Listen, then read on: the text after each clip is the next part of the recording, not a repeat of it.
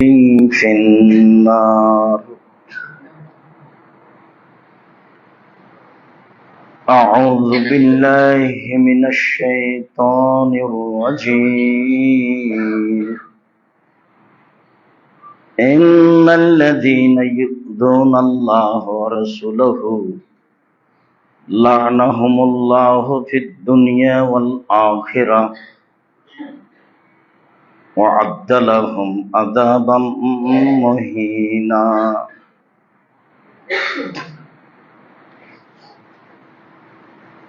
عن أبي طلحة رضي الله تعالى عنه قال قال رسول الله صلى الله عليه وسلم لا تدخل الملائكة بيتا فيه كلب ولا تسابح. رواه البخاري مسلم. عن عبد الله بن مسعود رضي الله تعالى عنه قال قال رسول الله صلى الله عليه وسلم إن أشد عذاب عند الله يوم القيامة المصبرون. عن عبد الله بن عمر رضي الله تعالى عنه قال قال رسول الذين يصنعون هذه السوار يعذبون يوم القيامة يقال لهم أحيوا ما خلقتم. رواه البخاري মুসলিম। সম্মানিত মসজিদের মুসাল্লি, প্রশংসা আল্লাহর জন্য, শান্তি অবতীর্ণ হোক আল্লাহ রাসূলের উপর সাল্লাল্লাহু আলাইহি ওয়াসাল্লাম। আজ জুমার খুতবায় সংক্ষিপ্ত সময়ে বক্তব্যের বিষয় ছবি ও মূর্তি। ছবি, মূর্তি, ভাস্কর্য সম্পর্কে গুরুত্বপূর্ণ সংক্ষিপ্ত তথ্যবহল বিবরণের চেষ্টা করব ইনশাআল্লাহ। পাপের কারণে মানুষ মহাপাপী হয়। তার একটি বড় মহাপাপ হচ্ছে ছবি মূর্তি তৈরি করা, গড়ানো, তাকে ভালোবাসা। এ ব্যাপারে আল্লাহ এবং আল্লাহ রাসূল অনেক কিছু বলেছেন। নবীগণের নীতি ছিল সমাজের ছবি মূর্তি ভাস্কর্য ভেঙে দেওয়া।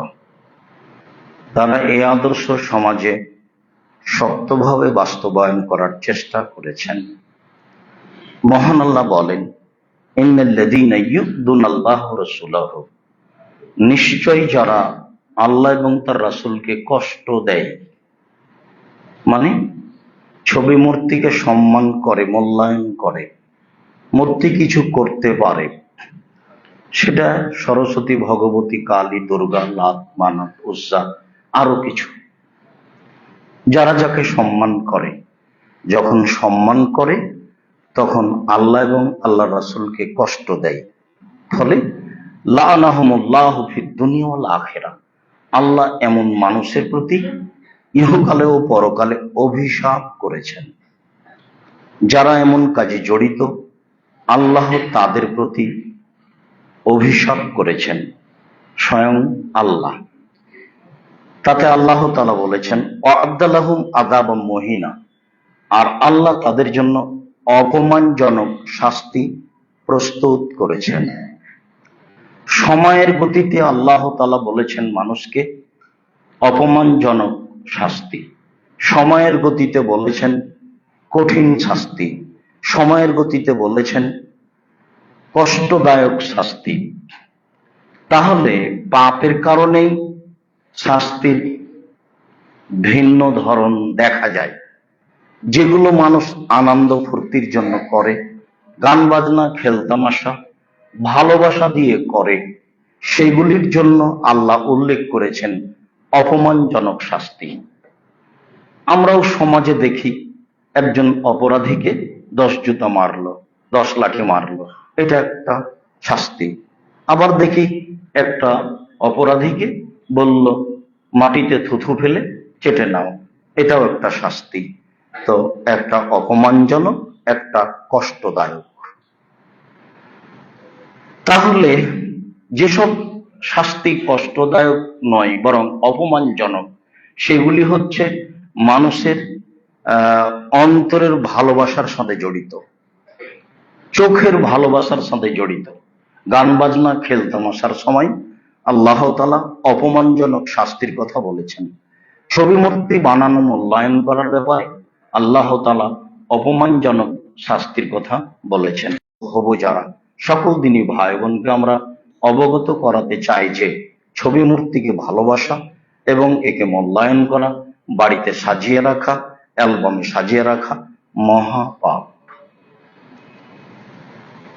আবু তালহা রাদিয়াল্লাহু তাআলা আনহু বলেন, রাসূল সাল্লাল্লাহু আলাইহি ওয়াসাল্লাম ভাস্কর্য এমন কিছু থাকে যে বাড়িতে এগুলি থাকে সেসব বাড়িতে ফেরেশতা প্রবেশ করে না।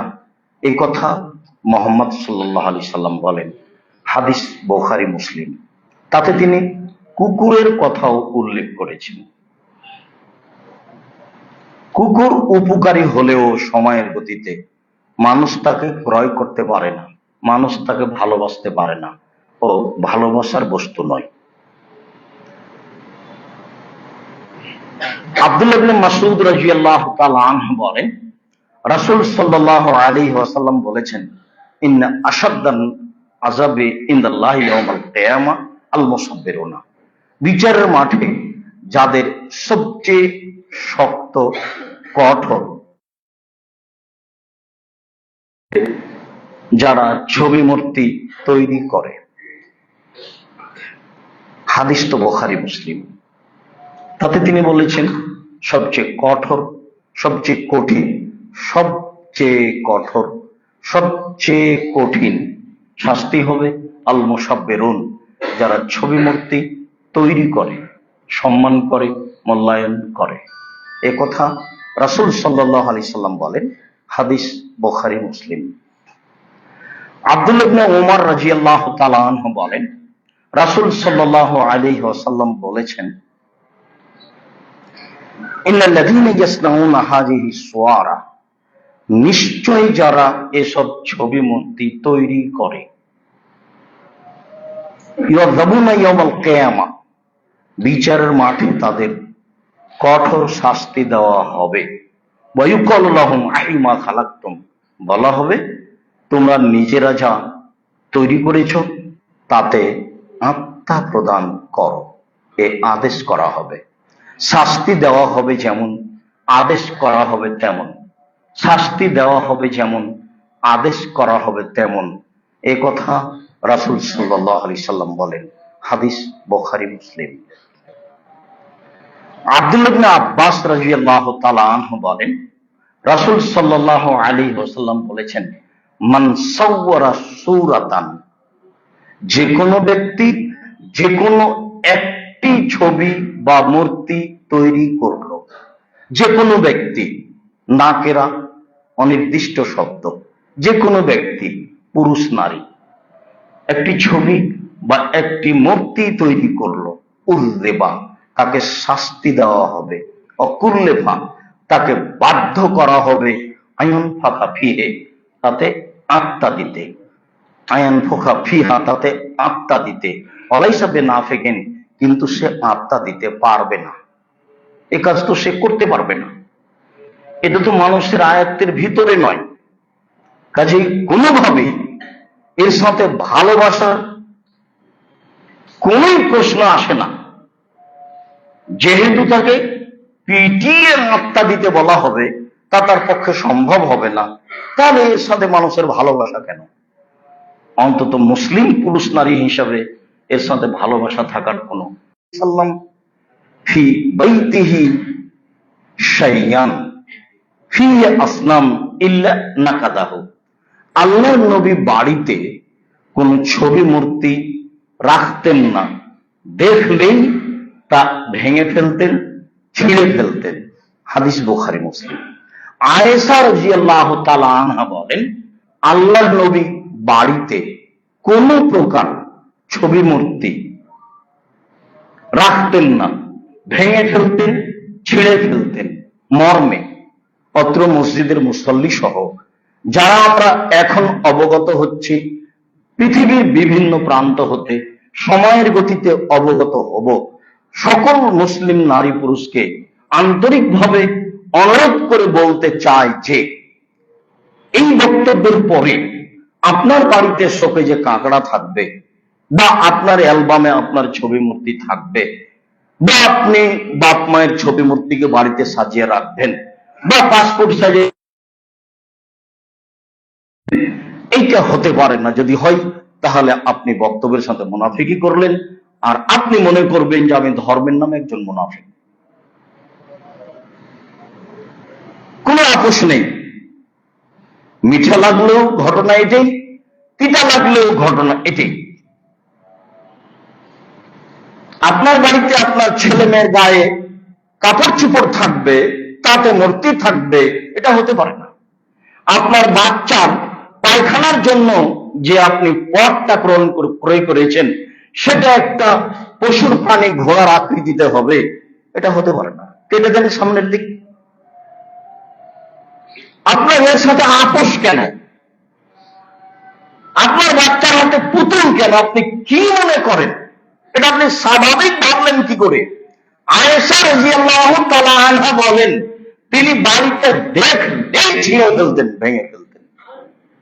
আপনার পেপার পত্রিকার ঘর ভিন্ন হবে, বাচ্চার বই পুস্তকে কাগজ লাগানো থাকবে,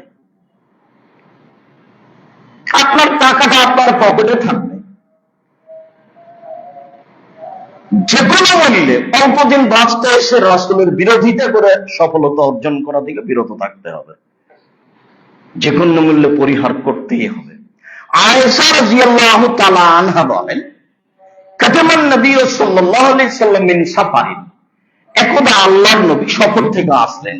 আয়েশা রাদিয়াল্লাহু তাআলা আনহার নিজস্ব বিবরণ, তিনি বলছেন, একদা আল্লাহর নবী সফর থেকে আসলেন, সাফারতু বিকিরামিন লি আলা সাহওয়াতিন লি ফিয়াতা সাবির, আমার একটা চাদর আমি আমার ঘরের জ্বালানায় লাগালাম, সেই চাদরে ছিল ছবি মূর্তি। এবার আমার আপনার সাথে মিল খাবে। আল্লাহ নবী একদা সফর থেকে আসলেন, তো আমি আয়েশা আমার একটা চাদর আমার ঘরের জ্বালানায় লাগালাম, তাতে ছিল ছবি মূর্তি। ফালামা রাসূলুল্লাহ সাল্লাল্লাহু আলাইহি সাল্লাম, যখন আল্লাহ রাসূল এটা দেখলেন, আল্লাহ রাসূল তাকে ছিঁড়ে ফেললেন।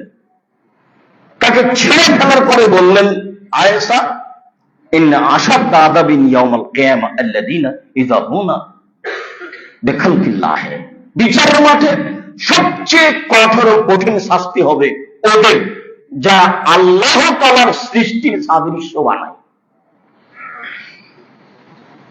তো মানুষ তো আল্লাহ হাতের তৈরি, পশু প্রাণী তো আল্লাহ হাতের তৈরি, আপনার এখানে কেন? আয়েশা তাকে আগে ছিঁড়ে ফেললেন, তারপরে বললেন, মনে রেখো আয়েশা, ওদের সবচেয়ে কঠিন শাস্তি হবে যারা আল্লাহর সৃষ্টির সাদৃশ্য বানায়। যে কোনো মূল্যে বাচ্চাকে কাটানোর ভালোবাসা থেকে দূরে রাখার চেষ্টা করতে হবে, সে যেটাই হোক না কেন। বাপমার আদর্শেই ছেলে মেয়ে গড়ে উঠবে। পয়সা উপার্জন করছেন আপনি, একথাই ঠিক।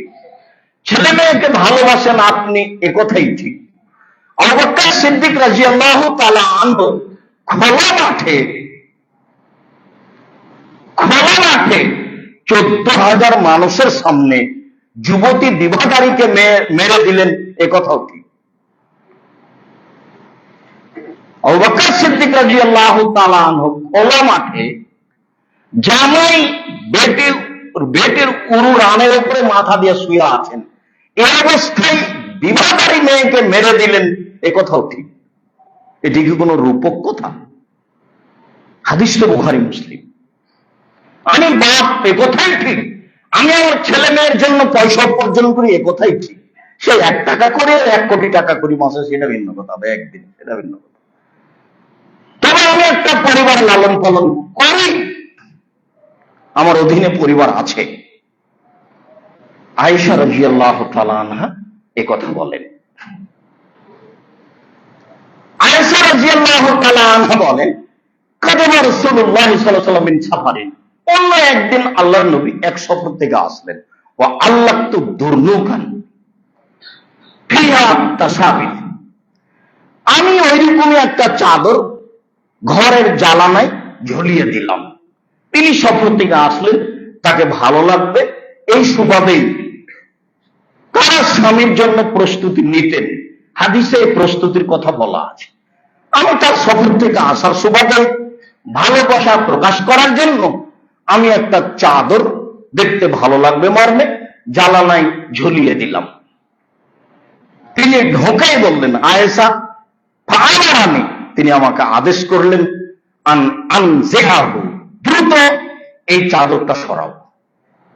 ফানাযাতু, আমি তা সরিয়ে ফেললাম।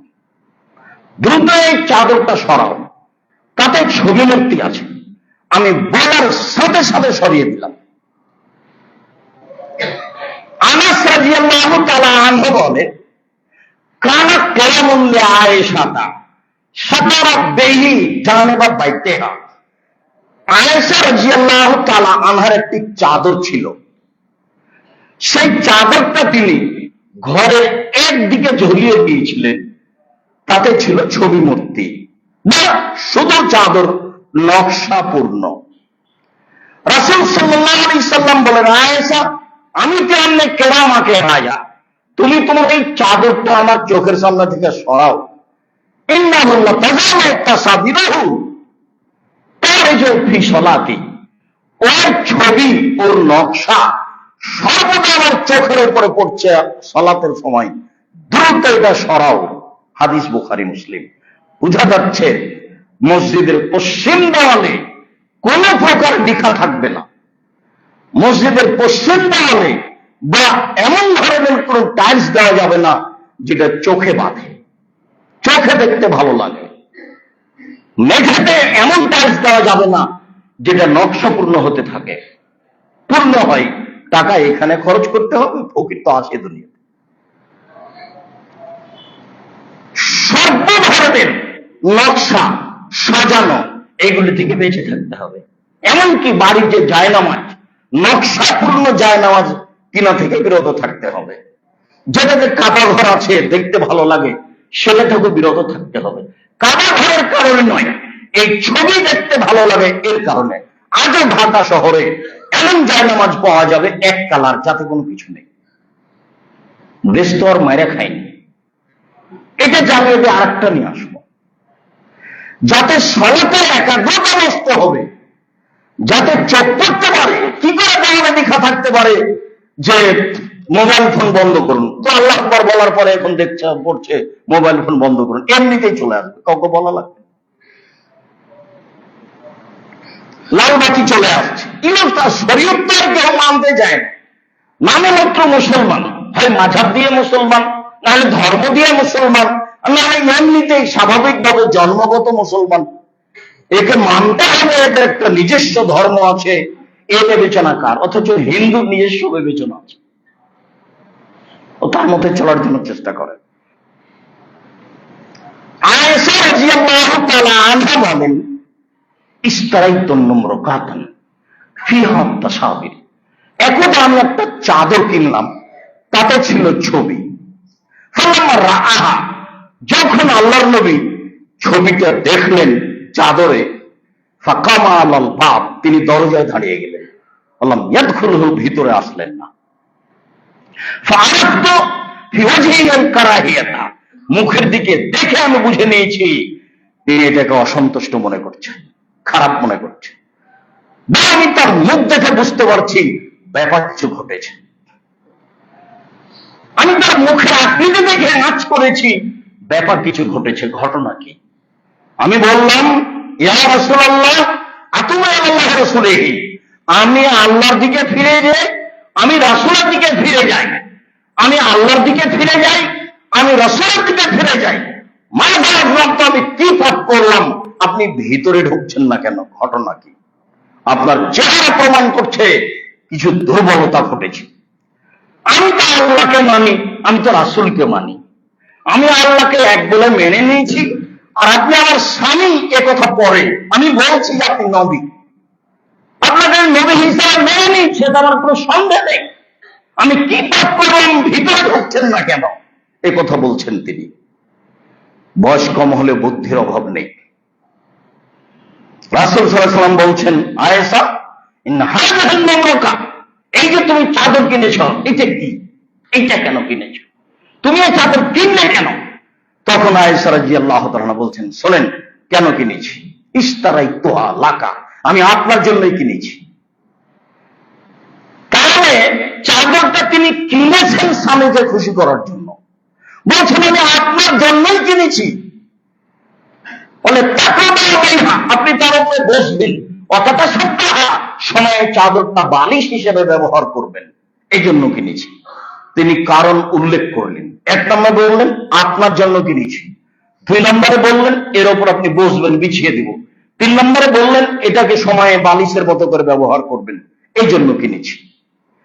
তখন তিনি বলছেন, আয়েশা ইন আসাবা হাদিস সুওয়ার ইয়াদাবুনা ইয়াউমাল কিয়ামা, মনে রেখো যারা এইসব ছবি মূর্তি তৈরি করে তাদেরকে বিচারের মাঠে কঠোর কঠিন শাস্তি দেওয়া হবে। মনে রেখো ইয়াদাবুনা ইউকাল্লাফুনা ওয়া ইউকাল্লাফু আইমা খালাকতুম, যা সৃষ্টি করেছো তাতে আত্মা প্রদান করো, পিটিয়ে করতে বাধ্য করা হবে।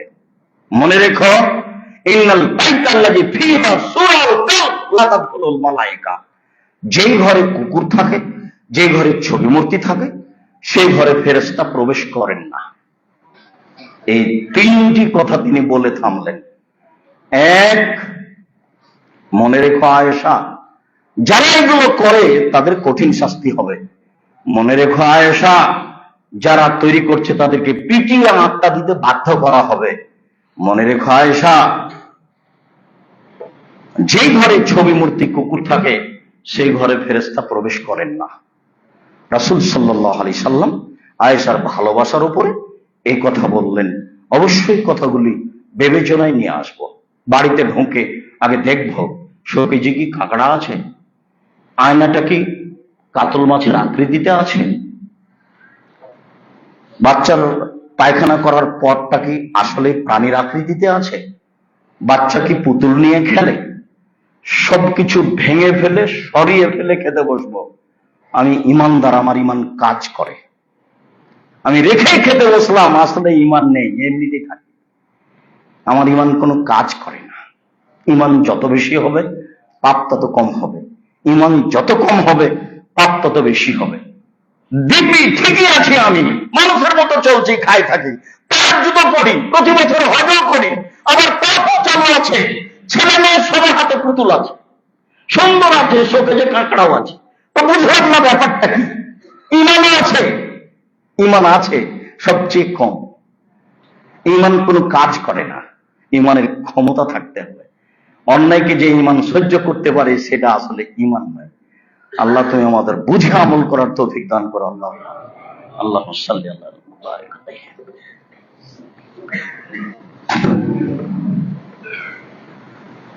আলহামদুলিল্লাহ ওয়াহদা ওয়াসসালাতু ওয়াসসালামু আলা মান লা নাবিয়্যা বা'দা। আব্দুল্লাহ ইবনে আব্বাস রাদিয়াল্লাহু তাআলা আনহু বলেন, কালাত মাইমুনা, তো মাইমুনা রাদিয়াল্লাহু তাআলা আনহা বললেন, আল্লাহ নবীর স্ত্রী মাইমুনা রাদিয়াল্লাহু তাআলা আনহা বলেন, আন্না রাসূলুল্লাহ সাল্লাল্লাহু আলাইহি সাল্লাম আসবাহা ইয়াওমান আজমা, আল্লাহ নবী একদা খুব ভারাক্রান্ত অবস্থায় ভারী মনে ভারী মুখে সকাল করলেন, খুব যেন দুশ্চিন্তায়। বিষয়টা আমি বুঝলাম না। আমি বললাম, ইয়া রাসূলুল্লাহ, ইস্তানকারতু ফি হায়াতিকা মুনযু সাবাহি আও মুনযু ইয়ামে, সকাল থেকে দেখছি মুখটা খুব ভারী, চেহারাটা পরিবর্তন। ঘটনা কি আল্লাহ নবী? সকাল থেকে দেখছি মুখটা বিবর্ণ, মুখটা খুব ভারী, চিন্তিত। বলেন তো ঘটনা কি? তখন বলছেন মাইমুনা, ইন্না জিবরাইলা কানা ওয়াদানি আইয়ালকানি ফালাম ইয়ালকানি, আমার আল্লাহ মা খাফানি। মাইমুনা মনে রাখো, জিবরাইল আমার সাথে ওয়াদা করেছিলেন গত রাতে আমার সাথে সাক্ষাৎ করবেন। রাত পার হয়ে গেল মাইমুনা, জিবরাইল আসলেন না। আরো কথা মনে রেখো, কোন দিন আমার সাথে ওয়াদা করেছেন আর আসেননি, এমন ওয়াদা খেলাপও ঘটেনি। এই জন্য আমি চিন্তিত, কি হলো আমি বুঝলাম না। জিবরাইল আমার সাথে সাক্ষাৎ করবেন গত রাতে, এই কথা তিনি আমাকে বলেছেন। রাত পার হয়ে গেল, তিনি আসলেন না। তিনি ওয়াদা করে ওয়াদা খেলাফও করেন না। ব্যাপারটা কি? তাই আমি ভাবছি, তাই আমি চিন্তিত।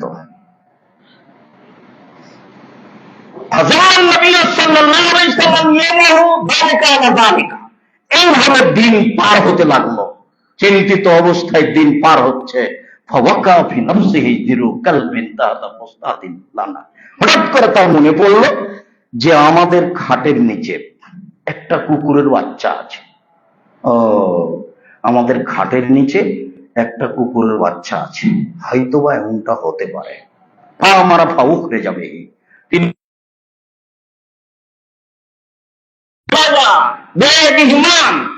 নিজে হাতে পানি নিলেন কুকুরটা সরিয়ে দেওয়ার পরে, কুকুরের বাচ্চাটা সরিয়ে দেওয়ার পরে নিজে হাতে পানি নিলেন। তিনি যে কুকুরটা যেখানে ছিল সেখানে তার উপরে পানি ছিটিয়ে দিলেন। ফামসা, সন্ধ্যা হতে না হতে লাকিয়াহু জিবরাইল, জিবরাইল চলে আসলেন। জিবরাইল চলে আসতে আল্লাহ নবী বললেন, আনতা ওয়াদানি আনতালকানি ফিল লাইলাতিল বারিহা ফালাম তালকানি। আপনি তো আমার সাথে ওয়াদা করেছিলেন গত রাতে সাক্ষাতের, আপনি আসলেন না কেন? আপনি তো আমার সাথে আপনি আসলেন না কেন? তখন জিবরাইল আলাইহিস সালাম বলছেন, আল্লাহর নবী, আমি ওয়াদা করেছিলাম এ কথাই ঠিক। ইন্না কুননা লা নাদখুলু বাইতান ফীহি কালবুন তাসাবির, যে ঘরে কুকুরের ছবি থাকে সেই ঘরে আমরা প্রবেশ করি না। এসেছিলাম এ কথাও ঠিক, আপনার ঘরে প্রবেশ করিনি, সাক্ষাৎ করিনি, এ কথাও ঠিক। দেখলাম আপনার খাটের নিচে কুকুরের বাচ্চা আছে, তাই ফিরে গেছি। মুহাম্মদ সাল্লাল্লাহু আলাইহি ওয়াসাল্লাম যে গায়েব জানতেন না তার জাজল্য প্রমাণ। জিবরাইল আসলেন, ফিরে গেলেন, বুঝতে পারলেন না। ঘটনা এটা ঘটে আছে। পরবর্তীতে তিনি আঁচ করার পরে কুকুরটাকে বের করে সেই জায়গাতে পানি ছিটিয়ে দিলেন। তারপরে জিবরাইল আলাইহিস সালাম আসলেন, জিজ্ঞাসা করলেন, ওয়াদা করেছিলেন আসলেন না কেন? তখন বললেন, এসেছিলাম, ঘুরে গেছি। তার মানে আপনাকে তাই করতে হবে। আল্লাহ রাসূল তো বাড়িতে ঢুকলেন না, আগের হাদিস, ওটাও বুখারী মুসলিম, এটাও বুখারী মুসলিম। বাড়িতে তো ঢুকলেন না। আমার জীবনে বহু দেখেছি। আমি গেছি আপনার এতে শরীয়তপুর নোয়াখালী, দেখছি একজন মৌলানা ভিতরে বসে আছে, আর সব ভেন্টিলেটারে ইয়ে দেওয়া আছে, আপনার ঘোড়ার ছবি দেওয়া আছে ঘরের ভেন্টিলেটারে। ঢুকতেই চোখে পড়েছে। আমি বললাম, মনে কিছু নিয়ে না, আমি চলে যাব। এই রিক্সাওয়ালা, কোথায় রাখো তো। কি করতে হবে? সবগুলো ভেঙে দিতে হবে। তিনি ঘরের যা ছিল ভেন্টিলেটর সব ভেঙে ফেললেন। ঠিক আছে, আমি এখন বসতে পারি। রংপুরে শহরে এক বাড়িতে ঢুকলাম, এক বাড়িতে নয়, একটা ঘরে, যেখানে দলীয় ভাবে অনেক ছবি মূর্তি দেওয়া আছে। তো আমি দরজায় গিয়ে দেখছি মাওলানা সাহেব বসে আছেন। ইন্না লিল্লাহি ওয়া ইন্না ইলাইহি। ভাইজান, আপনি এখানে বসে আছেন? আল্লাহুস সামাদ, এত ছবি মূর্তির মধ্যে? আচ্ছা, আমি গেলাম। আপনি চেষ্টা করলে ফল আপনার ভালো হবে ইনশাআল্লাহ। আমি বড় থেকে বড় ব্যক্তিকে বলেছি, এইভাবে আহলে হাদিস দেখানোর কোনো সুযোগ নেই। আপনি এটাকে সরান, তারপরে কোন কথা। রাসূল সাল্লাল্লাহু আলাইহি ওয়াসাল্লাম দাঁড়িয়ে গেলেন, ভিতরে ঢুকলেন না। সেটা বুখারী মুসলিমের হাদিস। আর এইবার রাসূল ঢুকলেন না ঘরে ছবির কারণে, রাসূলের ঘরে ঢুকলেন না জিবরাইল মূর্তির কারণে, কুকুরের কারণে। এবার দেখেন, সাহাবী ভিতরে ঢুকছেন না চকমকে চাদরের কারণে। সাহাবী আব্দুল্লাহ রাদিয়াল্লাহু তাআলা আনহু বলেন যে, আরাস্তু ফি আহাদি আবি, আমার আব্বা বেঁচে থাকা কালীনই, তার আব্বা সাহাবী, আমার আব্বা বেঁচে থাকা কালীনই আমি বিবাহ করলাম। ফাআযানা আবিয়ান নাসা, আমার আব্বা ওলিমাতে জনগণকে দাওয়াত দিলেন। ফাকানা আবু আইয়ুব আল আনসারী লিমান আতান, আমার আব্বা যাদেরকে দাওয়াত দিয়েছিলেন বিশিষ্ট সাহাবী আবু আইয়ুব আল আনসারী তার মধ্যে ছিলেন। অ 17 বাইতি বেনাজাবিন আহদা, সেই দিন আমাদের বাড়ির মহিলারা আমাদের বাড়িটাকে বেশ সুন্দর করে সবুজ চাদর দিয়ে সাজিয়েছিলেন। আবু আইয়ুব আল আনসারী আসলেন। ফাদাখালা, তিনি বাড়িতে প্রবেশ করলেন। ফারানি কায়েমান, তিনি দেখলেন আমি দাঁড়িয়ে আছি। ফাত্তালা, তিনি এদিক ওদিকে একটু উঁকি মেরে দেখলেন। ফারাআ মুস্তাতিরান, দেখেছেন নাজারা, তিনি দেখলেন বাড়িটা বেশ সুন্দর করে সবুজ চাদর দিয়ে ঢাকা আছে, ঘেরা আছে। তিনি বললেন, ইয়া আবু আব্দুল্লাহ, ও আবু আব্দুল্লাহ, তাস্তরুনা, তোমরা তোমাদের বাড়ি, তাস্তরুন আল জেদারা আল জোদরা, তোমরা বাড়িকে সবুজ চাদর দিয়ে সাজিয়েছ? কালা আবি ও আস্তাহি, আমার আব্বা লজ্জা করে বললেন, শোনেন, গালাবাত্তার নিশাও, বাড়ির মহিলারা আমাদেরকে পরাজয় করেছে। ওনার কথা, বাড়ির মহিলারা আমাদেরকে পরাজয় করেছে। তখন আবু আইয়ুব আনসারী বলছেন, শোনেন, মান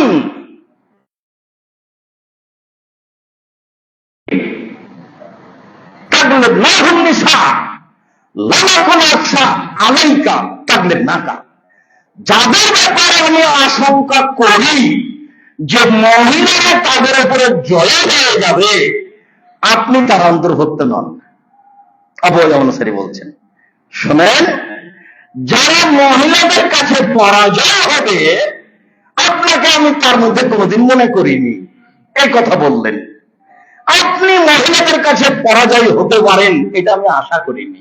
সুম্মা কালা, এরপরে বললেন, লা আতামু লাকুম বাইতান লা আতামু লাকুম তামান, আমি তোমাদের খাদ্য খাবো না। ওয়ালা আদখুলু লাকুম বাইতান, আমি তোমাদের বাড়িতে প্রবেশও করব না। ফাখারাজা, তিনি বেরিয়ে চলে গেলেন। আবু আইয়ুব আনসারীর নিজস্ব ঘটনা। আবু আইয়ুব আনসারী নিজস্ব বিবরণ তিনি বলছেন, বাড়িকে সুন্দর করে ঝকঝক করে চাদর দিয়ে সাজানো ছিল, এটা তিনি পছন্দ করেননি। মর্মে বললেন, আমি তোমাদের খাদ্য খাবো না, আমি তোমাদের বাড়িতেও প্রবেশ করব না। দেখেন, বের হয়ে যাওয়ার সময় একটা বই কিনবেন, উপদেশ, ছবি মূর্তি, আমি আপনার জন্য লিখেছিলাম। কোথায় আপনার দুর্বলতা তা আমি জানি না, তবে আমি জাতিকে ধর্মে আমি কোনোদিন ফাঁকি দিইনি। মানুষ হিসেবে আমার উপর আপনার দুর্বলতা থাকতেই পারে, কারণ আমি মানুষ, আমি তো ফেরেশতা নই, ভুল ত্রুটি দিয়ে আমিও গড়া। কিন্তু আপনার ভালোবাসা কমুক এটা আমি কোনো সময় চাইনি, এটা আমি কোনো সময় চাইনি। অতএব আমার অনুরোধ থাকছে রাসূল সাল্লাল্লাহু আলাইহি ওয়াসাল্লামের কথাগুলিকে মূল্যায়ন করা।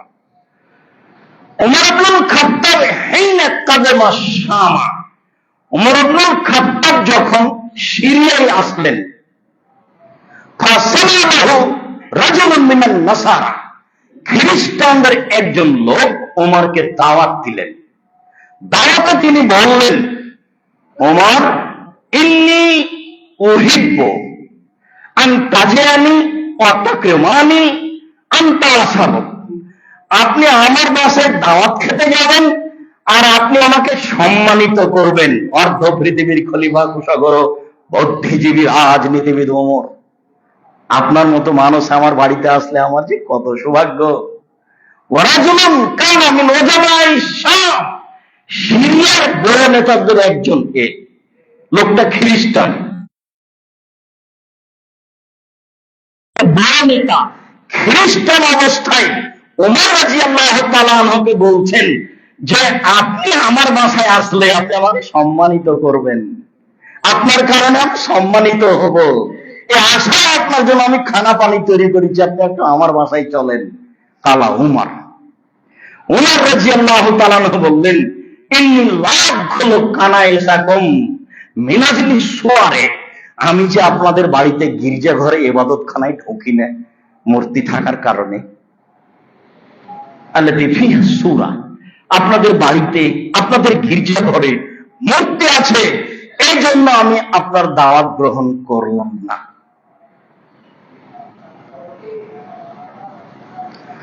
উকবা ইবনে আমর রাদিয়াল্লাহু তাআলা আনহু বলেন যে একটা লোক তার জন্য বিশিষ্ট সাহাবী উকবা ইবনে আমর জোহানি, বিশিষ্ট সাহাবী আব্দুল্লাহ বিন মাসউদ এবং উকবা ইবনে আমর আল জোহানিকে এক লোক দাওয়াত দিলেন। বললেন আপনি আমার বাসায় দাওয়াত খেতে আসেন।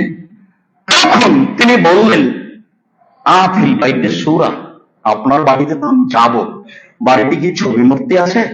তারা নাম জি হ্যাঁ, আমার বাড়িতে কিছু ছবি মূর্তি আছে। তিনি বাড়িতে যাওয়া নাকচ করলেন। হাত্তা কাসারা সূরা, যতক্ষণ পর্যন্ত ছবি মূর্তি না সরানো হবে ততক্ষণ পর্যন্ত আমের আপনার বাড়িতে ঢুকবে না। তিনি ছবি মূর্তি সরালেন, তারপরে তিনি প্রবেশ করলেন।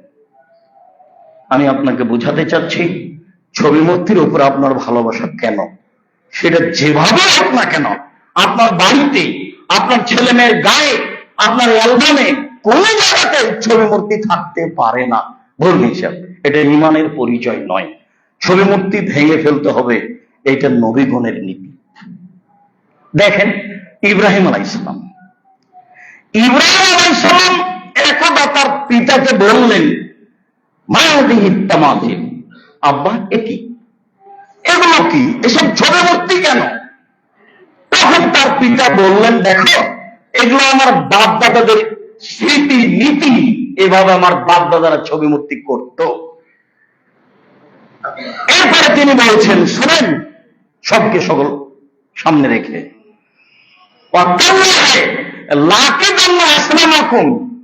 আপনাদের ছবি মূর্তি ভেঙে দেওয়ার জন্য কি করা লাগে সেটা আমি দেখব। পরিস্থিতি সাথে নেই, কিন্তু কথাও কম নয়। পরিস্থিতি কিন্তু অনুকূলে নয়, কথাও কম নয়। আপনাদের ছবি মূর্তি ভেঙে দেওয়ার জন্য কি করা লাগে সেটা আমি দেখবো। তিনি বড় মূর্তিটা রেখে সব মূর্তিগুলিকে খান খান করে দিলেন, চৌচির করে দিলেন, টুকরা টুকরা করে দিলেন। বড় মূর্তিটা রেখে জনগণ তার নিজস্ব মেলা থেকে ঘুরে এসে অবস্থা দেখে বলছেন আনতা ফাআলতা হাজা বিআলিহাতিনা ইয়া ইব্রাহিম, ইব্রাহিম তুমি কি আমাদের মূর্তির সাথে এরূপ আচরণ করেছো? সবাই বলা বলি করছে, ইব্রাহিম নামে এক যুবক মূর্তিকে ঘৃণা করে, তুমি কি আমাদের মূর্তির সাথে এরূপ আচরণ করেছো?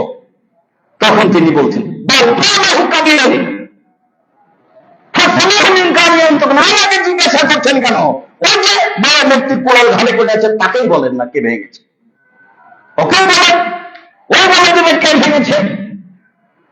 তখন ওরা বলছে লাকাদ আলিমতা মা লাম তাকুন, তুমি খুব ভালোভাবে জানো এইসব মূর্তি কথা বলতে পারে না, তুমি খুব ভালোভাবে জানো এইসব মূর্তি কথা বলতে পারে না। তখন তিনি বলছেন আতা'বুদুনা মিন দুনিল্লাহি লা ইয়াদুরু লা ইয়াদুরুকুম শাইআন ওয়া লা ইয়ানফাউকুম, আরে তার ইবাদত করো যে ক্ষতি করতে পারে না, উপকার করতেও পারে না, যে উপকার করতে পারে না, ক্ষতি করতে পারে না, কথা বলতে পারে না, তার ইবাদত করো। উফিল লাকুম আলিমা তা'বুদুনা, ঠিক তোমাদের এবং তোমাদের সাথে যারা আছে এবং তোমাদের মূর্তিদের ঠিক, তোমাদের মূর্তি তো কিছুই করতে পারে না। সামনে আছে খাদ্য পানি কলা, ওর গায়ে পেশাব করে দিলেও কিছু করতে পারে না। আমি জানি না মানুষ যারা স্কুলে শরীর তৈরি করে, আরো কত কিছু তৈরি করে, কেন করে, কিভাবে তার ইমান কাজ করে, এটা আমার বুঝে আসে না, অথচ সবাই মুসলমান। এরপরে ইট পাথর দিয়ে আপনি সেনাবাহিনী দিয়ে খান্ডার মতো তৈরি করে কি দেখাতে চাইলেন? এ কেমন ইমান?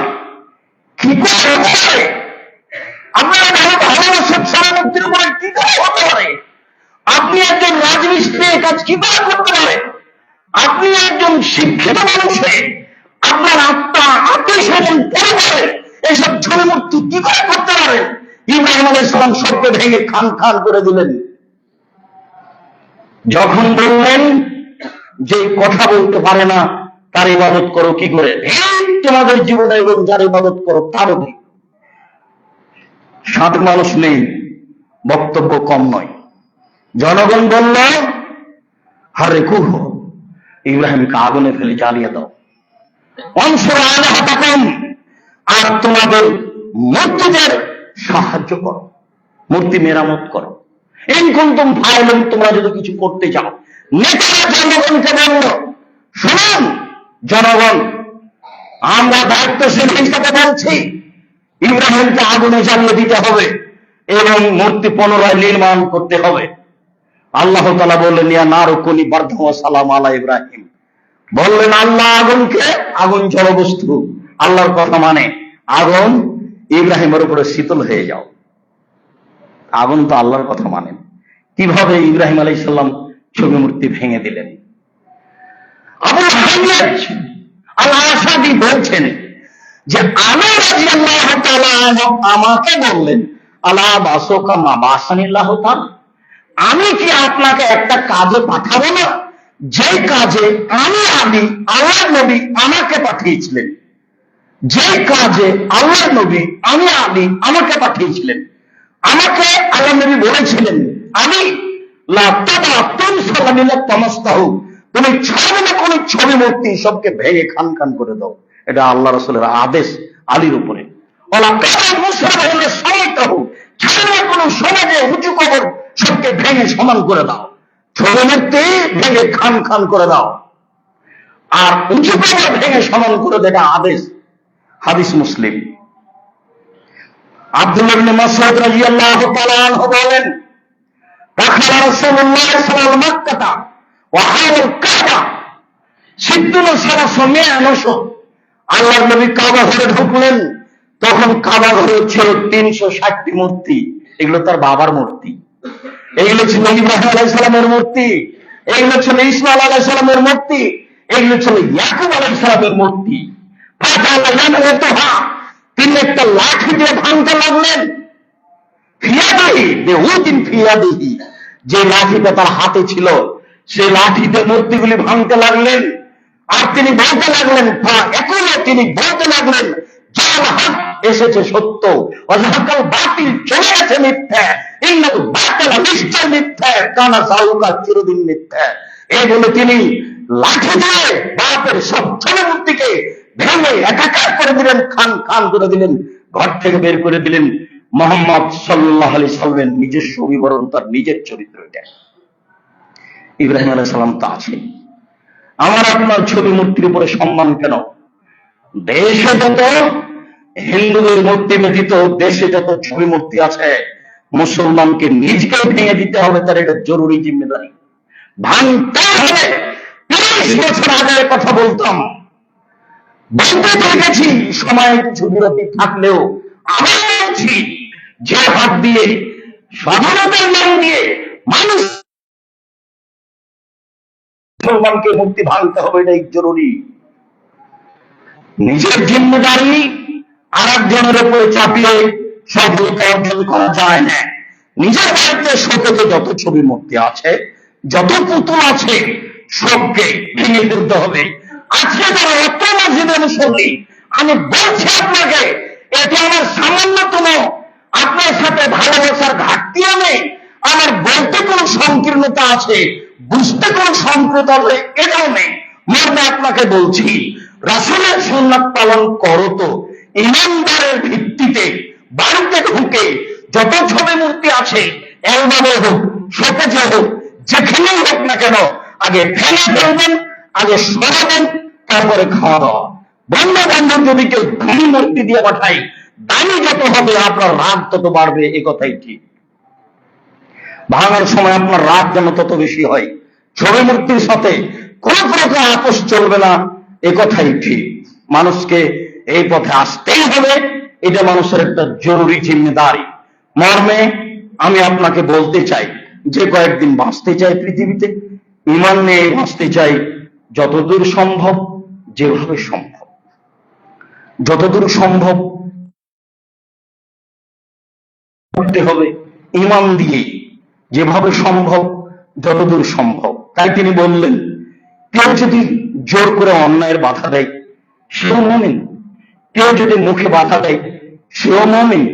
কেউ যদি অন্তরে ঘৃণা করে, সেও মুমিন, তবে সবচেয়ে দুর্বল। তার মানে অন্যায়কে বাধা দিতে হয় অন্তর দিয়ে, ঘৃণা জানাতে হয়।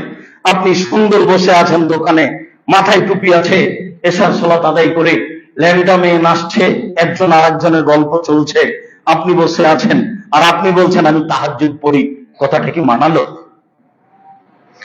সম্মানিত মসজিদের মুসল্লি, আমি আপনাদেরকে বিষয়টি নিয়ে আন্তরিকভাবে ভেবে আমল করার জন্য অনুরোধ জানাচ্ছি। সাথে সাথে খুতবা শেষে এসে অত্র মসজিদের যেগুলি প্রয়োজন নির্মাণ হোক বা আর কোনো কাজে হোক, আপনারা খুব ইমানের পরিচয় দিয়ে পরকালের আশায় দানের হাত প্রশস্ত করবেন। অবশ্যই অত্র মসজিদের কোনো কাজ যেন আপনাদের কারণে দেরি না হয়, বিলম্ব না হয়, আপনাদেরকে করতে হবে, এ কথাই ঠিক। আর আমি যেটুকু বলি, আমি একটা সাধারণ মানুষ, আপনাদেরকে আন্তরিকভাবে ভালোবাসি। যেটা আমি একাধিকবার বলেছি, সেই কথাটা আপনি মনে রাখবেন। জামিয়া সালাফের জন্য আপনি একটু দোয়া করবেন। আমার মনে বড় সাপ, এদেশের মাটিতে আমি উন্নত মানের প্রতিষ্ঠান গর্বই করবো ইনশাআল্লাহ, যে কোনো মূল্যে। দেশের সর্ববৃহৎ সর্বোচ্চ শিক্ষা মানে সর্ববৃহৎ শিক্ষকে, সর্ববৃহৎ ছাত্রে, সর্ববৃহৎ আয়তনে সর্ববৃহৎ প্রতিষ্ঠান জামিয়া সালাফিয়া। আপনি একটু মন খুলে তার জন্য দোয়া করবেন, তার সাথে যত কাজ জড়িত আছে সেগুলি করবেন। তারা তাৎক্ষণিক পদক্ষেপ নেই। জামিয়া সালাফের একটি বড় শাখা আর দাওয়া ইলাল্লাহ, যেদিন কুমিল্লা, নোয়াখালী, ফেনী, লক্ষ্মীপুর ডুবে যায়, তারা সেদিনে রাতে রাতে চলে গেছে। তারা স্পিড বোট ভাড়া করে সকাল 7টা-8টায় নামতো আর রাত 7টা-8টায় উঠতো। আমিও তাদের সাথে 2 দিন ছিলাম। তারা সর্বোচ্চ চেষ্টা চালিয়েছে মানুষের সহযোগিতা করা। ফিলিস্তিন গাজাবাসীদের সাথে এখনো আছে, তাদের সাথে তাদের বাড়িঘর নির্মাণ পর্যন্ত থাকবে ইনশাআল্লাহ। মর্মে আপনাকে আমি অনুরোধ জানাচ্ছি, আপনার ভালোবাসা যেন জামিয়া সালাফের সাথে সামান্যতম না হয়। তখন আমি বুঝবো এটা আবার অন্তরের দুর্বলতা। আপনার অন্তরের দুর্বলতা আমি কামনা করি না। আমি জীবন বাজি রেখে চেষ্টা চালিয়ে যাচ্ছি, আপনার ছেলে মেয়েকে আমি উন্নত মানের শিক্ষা দেবই দেবো ইনশাআল্লাহ। আমি মানুষ হিসাবে চেষ্টাতে ঘাটতি করব না, এটাই আমার কাজ। আমি যখন যেখানে যাই জামিয়া সালাফেকে সাথে নিয়ে যাই। আর আপনাকে বলি, এর জন্য একটু দোয়া করবেন। কবুল হলে কাজ সহজ, কবুল না হলে কাজ কঠিন। সাথে সাথে আমি চাই না যে আপনার 10 টাকা ছাড়া জামিয়া সালাফে গড়ে উঠুক, এটা আমি চাই না। জামিয়া সালাফের বিশাল প্রতিষ্ঠান, 32 লক্ষ টাকা মাসে বেতন লাগে। এখন কিভাবে হয় সেটা আমি জানি না, তবে হয় আমি দেখতে পাচ্ছি। আমি সহযোগিতা না করলে হবে, কিন্তু আপনার 10 টাকা ছাড়া হয়ে যাক, এটা আমি চাই না। আরো চাচ্ছি, আমরা আপনার একটা জায়গা বায়না দিয়েছি মিরপুরে হাই রাস্তার সাথে মসজিদ করব, নির্মাণ করব মর্মে, এবং একটা জায়গা, একটা বাসা 7,000 ফুট স্কয়ার আমরা সেখানে ভাড়া নিয়েছি। সামনে মাসের 1 তারিখ থেকে মসজিদ চালু করব মর্মে ইনশাআল্লাহ। আপনার দোয়া থাকলে কাজে সফল হব ইনশাআল্লাহ। আপনাকে আমি জামিয়া সালাফের সার্বিক কাজে অংশগ্রহণ করার জন্য অনুরোধ জানাচ্ছি।